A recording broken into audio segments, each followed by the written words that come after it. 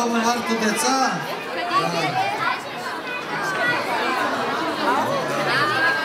И както виждам, баба Марта е напълнила кошница с мартеници, а пък тук имаме цяла кошница захарни петлета. Освен това имаме още подаръци. Баба Марта, да почнем да раздаваме. Да раздаваме лекичко. Ето баба Марта в десния фланг. Аз ще раздавам тук. Ето петле. Ето едно петленце тук. Заповядайте.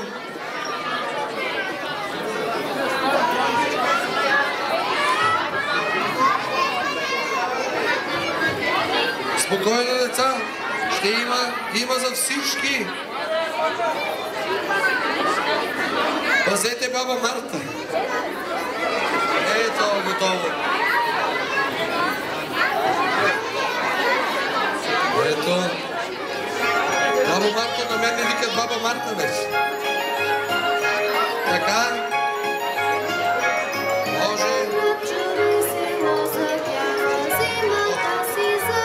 След малко раздаването вече става срещу песен, стихотворение. Ето вземай. Не бъркаш ти, аз бъркам. Така. Ето, спокойно. Ау, колко много станахте изведнъж. Чакай много, ето те. Ами добре, не? Ето. Сега, айде всички назад, защото няма да стане. Ще се дами. Ще се повредим. Има, спокойно. Много се. Чакайте. Ето малко. Никой не казва честита баба Марта. Така. А силно можете ли?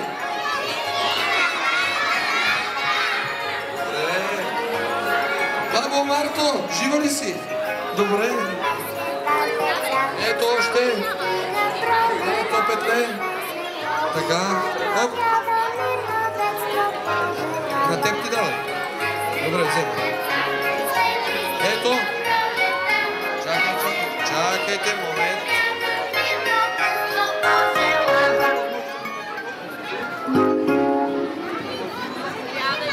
Леле, спокойно, хора, има за всички. Спокойно. Това са петленце. Хайде, раздаваме.